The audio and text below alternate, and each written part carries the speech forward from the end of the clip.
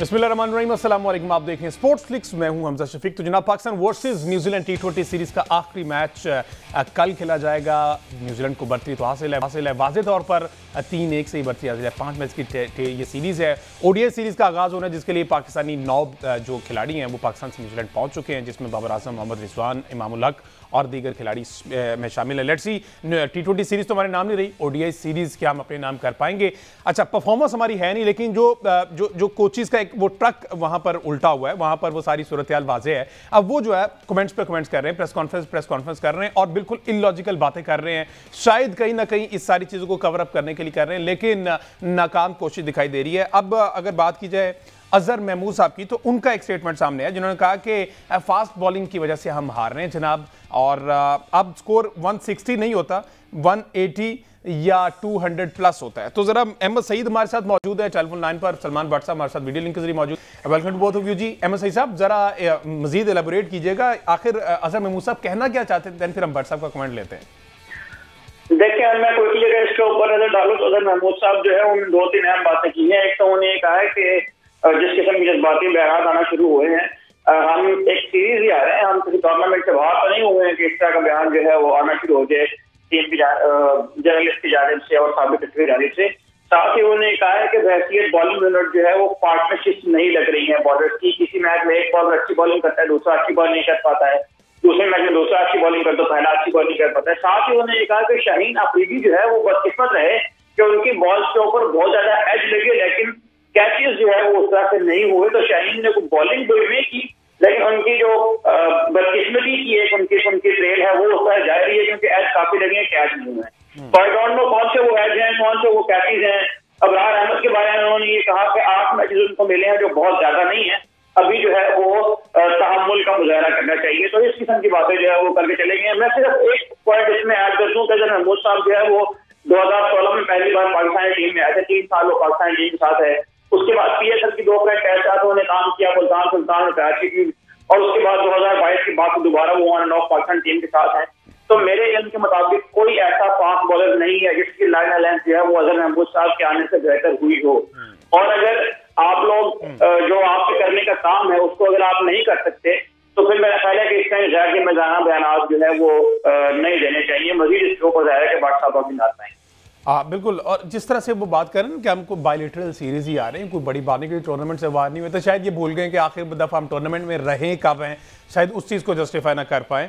सलमान भट्ट साहब, पाकिस्तान ने आगे 2 सालों में सिर्फ 3 T20 सीरीज जीती हैं, एक वेस्ट इंडीज से, एक आयरलैंड से, एक बांग्लादेश। बिल्कुल ऐसा ही है, 3 हमने बिल्कुल इसी तरह। सलमान भट्ट साहब, अब बात हो रही है ये अजहर महमूद साहब ने, अब देखें ये जो है ना, अब ये बयान देकर फेस सेविंग चाहते हैं, लेकिन बयान भी सही तरीके से नहीं दिया जा रहा, प्रेस कॉन्फ्रेंस भी सही तरीके से नहीं। अब ये कह रहे हैं कि हम ठीक है फास्ट बॉलिंग डिपार्टमेंट की वजह से आ रहे हैं, साथ ही साथ उन्होंने ये भी कहा है, ये बड़ी इंपॉर्टेंट, कोई जब भी जो प्रेस कॉन्फ्रेंस करने आता है एक ना एक ऐसा जुमला जरूर बोल के जाता है। अब उन्होंने कहा कि हम एक सीरीज ही तो हारे हैं, हम किसी टूर्नामेंट से बाहर नहीं हो गए जो इतना वावेला मचाया जा रहा है। सीरीज पहले भी बायलैटरल हार जाते हैं, इसमें कोई इशू नहीं है।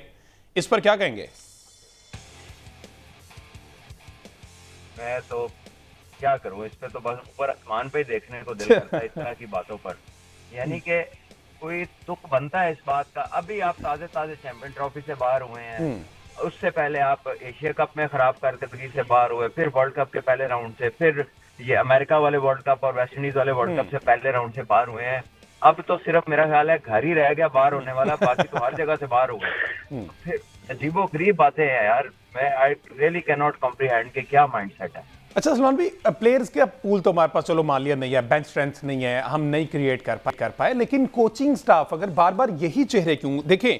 2016 से 2019 तक अजहर महमूद साहब रहे, उसके बाद 2022 से कुछ टेन्योर में फिर ये आए, फिर 2024 से ये अब तक, तो वाई अजहर महमूद हम हमेशा इन्हीं के पास क्यों जाते हैं? ऐसी क्या चीज है इनके पास, एक्स्ट्रा ऑर्डिनरी कोई परफॉर्मेंस है इनकी टीम के लिए जो इनको वापस लाते हैं?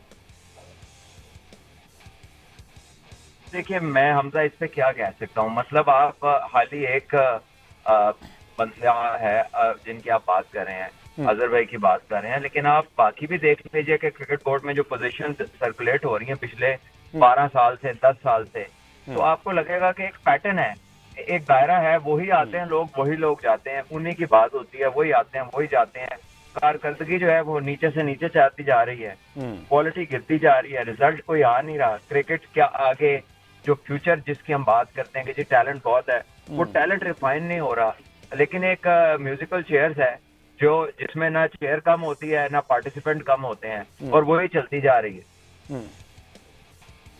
अच्छा, ये क्राइटेरिया क्या होता है? मेरे सुनने में ये आया कि असिस्टेंट कोच की जो पोस्ट होती है वो डोमेस्टिक से रिलेट करके लाई जाती है, ना कि काउंटी क्रिकेट से। असिस्टेंट कोच का बेसिकली ये काम होता है कि वो उस स्ट्रक्चर से आता है और वहां आके फिर ऊपर आके असिस्ट करता है उन लड़कों को जो नीचे से ऊपर लाए होते हैं। तो ये कोई क्राइटेरिया समझ आता है, यही एसआई की होती है ओवरऑल अगर देखा जाए हायरार्की यही है? देखिए, आपका जो ड्रेसिंग रूम का कल्चर है, जो आपका ड्रेसिंग रूम का एनवायरनमेंट है, या उसमें जो लोग हैं उनको वेल अकस्टम्ड होना चाहिए आपके प्लेयर्स के साथ, आपकी डोमेस्टिक क्रिकेट के साथ, आपके परफॉर्मर्स के साथ। आपकी इवेल्युएशन जो है उनकी फिंगर टिप्स पे होनी चाहिए। ये नहीं है कि उनको एक जो है ना स्टैटिस्टिशियन का सहारा लेना पड़े कि यार जरा मुझे बताना इस लड़के ने क्या किया था, यार जरा मुझे बताना ये फलां जगह पे कैसा खेलता है, यार प्लीज जरा बताना इसकी एवरेज स्पिनरों के खिलाफ कितनी है।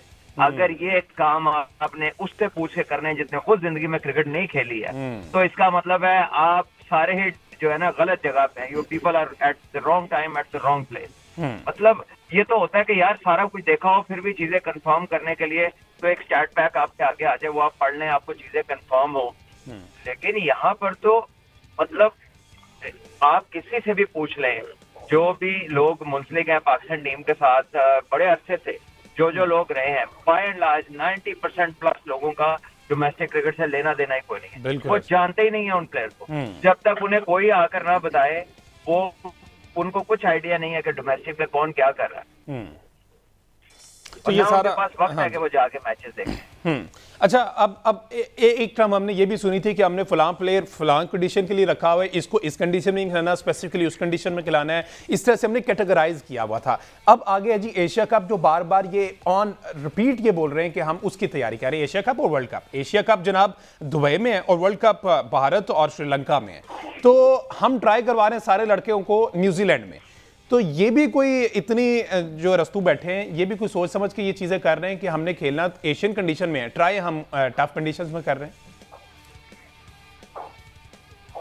यार इनकी फोर्सेस फॉर फोर्सेस की टर्म जो है वो इन्होंने किसी से सुन तो ली है, लेकिन उसका मतलब मुझे नहीं लगता तो मैं किसी को, अगर पता होता तो दुबई में एक स्पिनर ना होता, अगर पता होता तो न्यूजीलैंड में स्पिनर अटैक ना कर रहा होता, अगर पता होता तो इनके जो कह लें कि जो बॉलर्स की लेंथ है ना वो होती इन कंडीशंस के मुताबिक। ये उधर जाकर यॉर्कर स्लोअर बने मार रहे हैं, न्यूजीलैंड इनको स्लिपों में आउट कर रहा है सीम बॉलिंग पे, लगता है वो आते हैं कंडीशन और होती है, पाकिस्तान जाता है कंडीशन और होती है।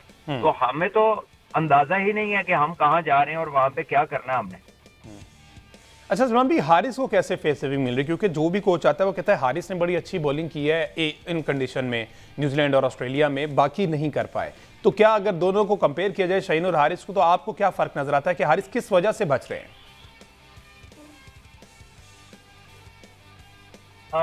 देखिए, हारिस जो है उनकी लेंथ हार्ड लेंथ है। हारिस जो है वो फर्स्ट चेंज पे बॉलिंग करने आते हैं, मोस्टली दायरा खुला होता है जब वो बॉलिंग करते हैं। और हारिस क्योंकि वो पेसी और बाउंसी कंडीशन है, हार्ड लेंथ पे बॉलिंग करते हैं, तो वहां पर वो लेंथ सूटेबल है।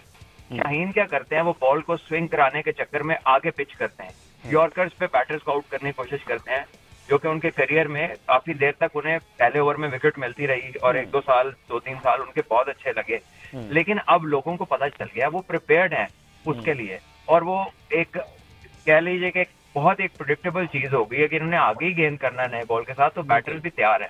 तो लेंथ पे जैसे शाहीन को बॉलिंग करनी नहीं आती या करना चाहते नहीं है, इन दोनों में से कुछ तो है ना, क्योंकि वो लेंथ पे बहुत कम बॉलिंग करते हैं।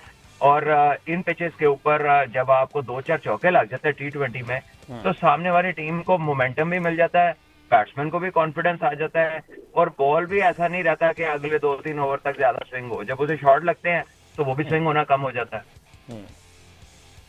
बहरहाल तो अब कुछ तब्दीलियां नजर आएंगी।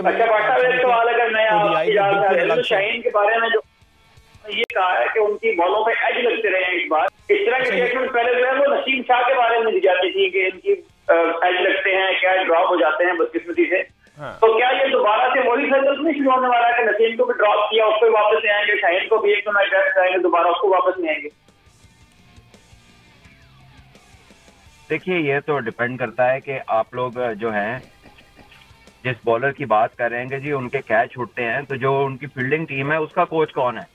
ठीक है, आप अपने आप पे ब्लेम कर रहे हैं कि जी वो लड़के कैच नहीं करते, तो कैच कराने की जिम्मेदारी किसकी है? किसने ट्रेन करना है लोगों को कैचिंग करने के लिए? और दूसरा, कितने कैचेस छूटे हैं? चले लेट्स बी वेरी ऑनेस्ट, कितने कैच छूटे हैं उनके? कैच छूटते थे जब मोहम्मद शमी के, ठीक है, उनके इतने, मेरा ख्याल है पाकिस्तान में उनसे ज्यादा कैचेस किसी की बॉलिंग पे नहीं छूटे। अच्छा, यहाँ पर आप कभी कभी चांस क्रिएट करते हैं, मुझे तो कोई इमीडिएटली याद नहीं पड़ता कि कोई कैच जो है ना हमारे छूटे हो। और जब वो आउट कर रहे थे तो जरा ये बताया कि कितनी विकेटें थी जो उनके स्लिप में कैच हो रहे थे? वो ज्यादा तो एलबीडब्ल्यू और बोल्ड ही करते थे स्विंग की वजह से। बहरहाल ये वजह है और इस पर डेफिनेटली जवाब दे तो होना पड़ेगा और काम करना पड़ेगा। सलमान भी थोड़ी सी डोमेस्टिक पे बात कर लीजिए। कल 2 क्वार्टर फाइनल हुए हैं। अब आप समझते हैं अब एक काफ़ी अरसे से एक प्रॉपर क्रिकेट हो रही है, हमने डोमेस्टिक में भी देखा।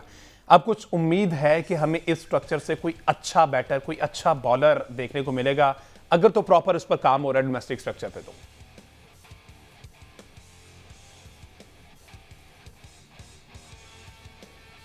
सलमान भाई कॉल ड्रॉप हो गई है। एमएससी साहब, कल 2 क्वार्टर फाइनल हुए। बहरहाल देखिए, हमने जो क्वेश्चन आपने किया ना, मैं आपकी बात मैंने काट दी। देखिए, सवाल ये है कि हम तो इसके ऊपर पहले बात कर रहे हैं कि लड़के आ रहे हैं डोमेस्टिक से। हमने हर इवेंट के बाद, हमने सभी का हर इवेंट जो है वो यहाँ पर कवर किया है स्पोर्ट्स प्लेटफॉर्म से, और हर इवेंट के बाद अगर हम यहाँ बैठ के बता रहे हैं कि 8, 10, 12 लड़के हमारे पास हैं, एक लॉट है प्लेयर की, लेकिन ये प्लेयर जब कॉमी टीम करना चाहते हैं, जब ये उन कोचेस के हाथ करते हैं जो ये अभी जिस तरह की आपने बात की कि ये कोचेस जो ये कहते हैं कि हम सीरीज ही हारे हैं, कौन से टूर्नामेंट से बाहर हो गए, तो इन कोचेस के हाथ में जब ये लोग आते हैं ना, तो उसके बाद फिर ये लोग परफॉर्म नहीं कर पाते।